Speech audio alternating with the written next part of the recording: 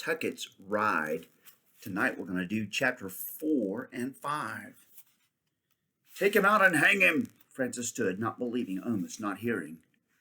They were in the commandant's office in a building on the side of the central plaza, except that to Francis it seemed more like a saloon. The room, the building, and the man sitting in front of him were entirely devoted to drinking. Bottles lined every shelf on every wall. There was a barrel of whiskey in one corner and a rack filled with bottles of wine in another.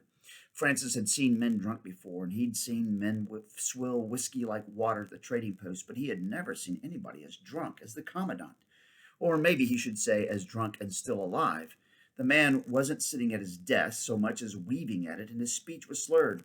I think, sir, that under the circumstances we should waive.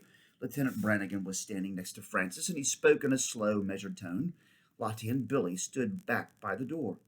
Right now, take him out of the plaza and hang him from one of those big cottonwoods out there. But, sir, no buts. What are the rules if a Mexican partisan kills a trooper? Sir, the rules. Summary execution, sir. And did this boy or did not this boy shoot and kill Trooper Brannigan? Yes, sir, but by his own admission? Yes, sir. But there were extenuating circumstances. Doesn't matter. Take him out and hang him. What about the children? Hang them as well. The commandant took a long swallow of something in a tin cup that looked and smelled like tequila. Hang everybody in the plaza for all I care. It would clear the plaza of riffraff. He leaned back and closed his eyes for a second.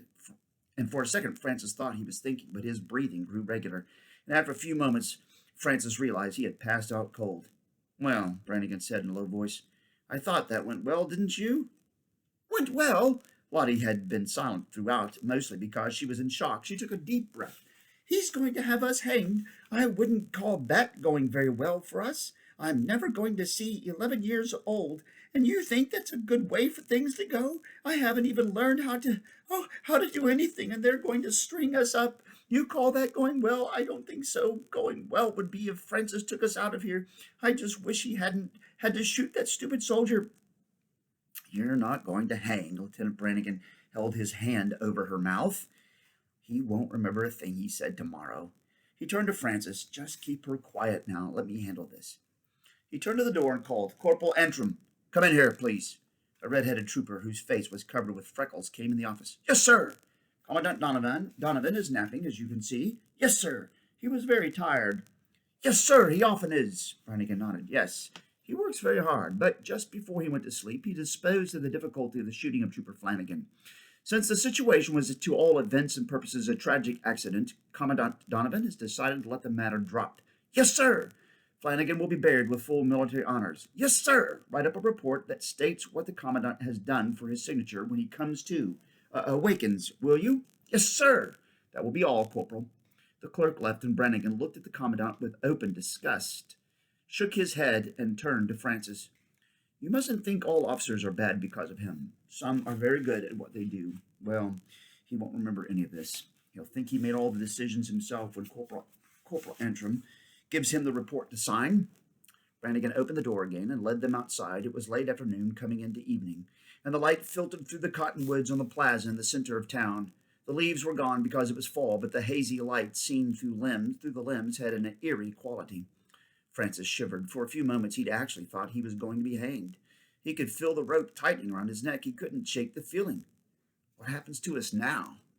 Brannigan stood by the horse with one hand on the mule's forehead, rubbing it idly.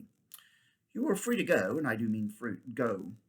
Brannigan has, by all reports, was by all reports a complete scallywag, but he may have friends or two who will think poorly of you for killing him. And it's best that the commandant never sees you again. No sense reminding him of what has happened. I understand. I will arrange for some grain for your stock and provisions for you. Then you just keep on going. Head south and west. In about 30 miles, you'll come to a river, and you can follow it to Santa Fe. You will find the western trail you are looking for out of Santa Fe. Is there danger from the Mexicans? Brannigan shook his head. Not for you and the children.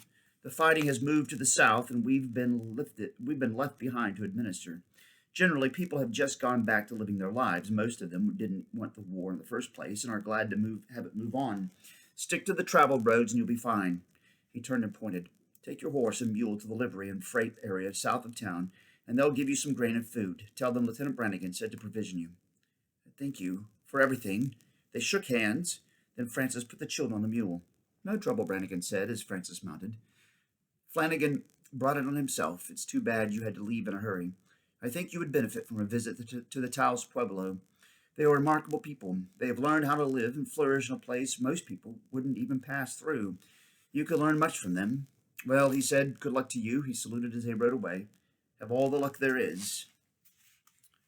Now, chapter 5.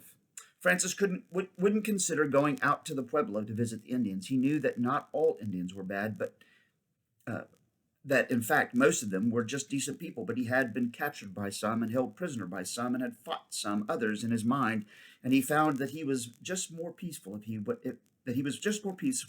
his way and let them go theirs.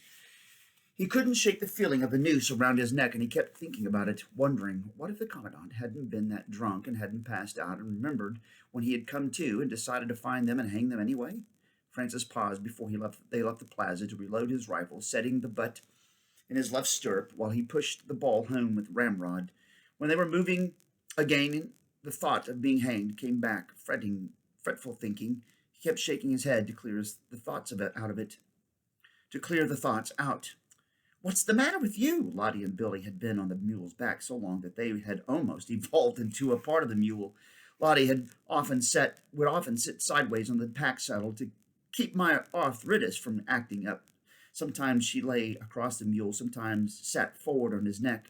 Once Francis had looked back to find both Billy and Lottie standing up on the mule's back, smiling at him. It just kept plodding, following Francis's horse. "You look like you up and died." "I keep thinking on being hanged."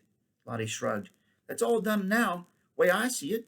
Ma used to say when a thing's done, it's done, and it doesn't do any good to fret on it, and the hanging business is all done. Besides, we're gone from it now anyway, and where are we going to sleep tonight?" Lottie had a way of running thoughts together that made them seem somehow logical. To be done with getting hanged and worrying about where to sleep seemed perfectly natural. "Want to eat?" Billy spoke, and Francis smiled. That was 2 days in a row Billy was getting positively talkative.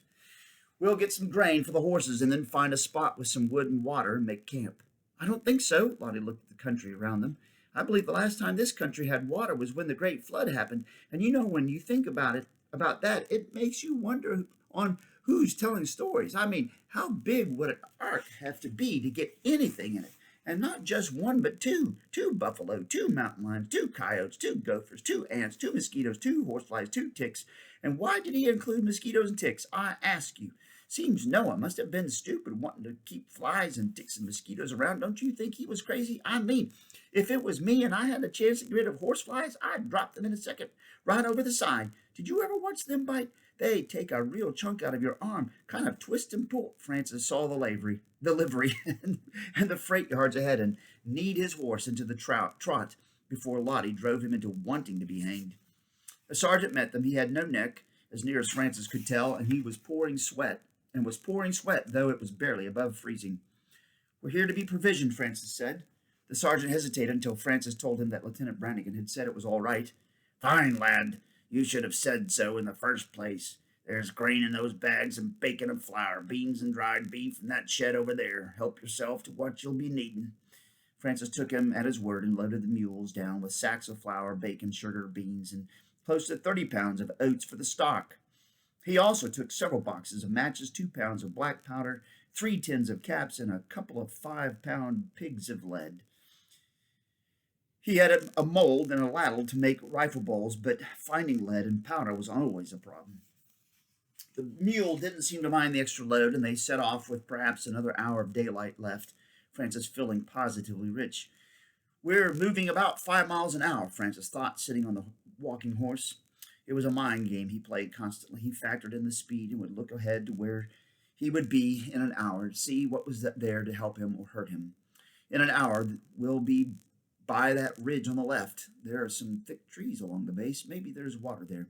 If not, we can make a dry camp for the night. We have 2 canteens, and the animals can go a day more without water since the weather's cold." Just thoughts rumbling through his mind all the time, information about his surroundings and what to expect. Sometimes he felt like a wolf. He'd watched them hunt several times, and they didn't miss anything. They heard, saw, smelled everything around them. They'd stop and eat a mouse, a bug, a rabbit, or a deer, and then move around a rattlesnake. They just knew what was nearby. He tried to do the same and to be alert, to not miss anything, and so was utterly surprised when the Mexican found them. That was the end of chapter 5. Makes you want to read chapter 6, but that's it for tonight. We'll be back for more later. Bye.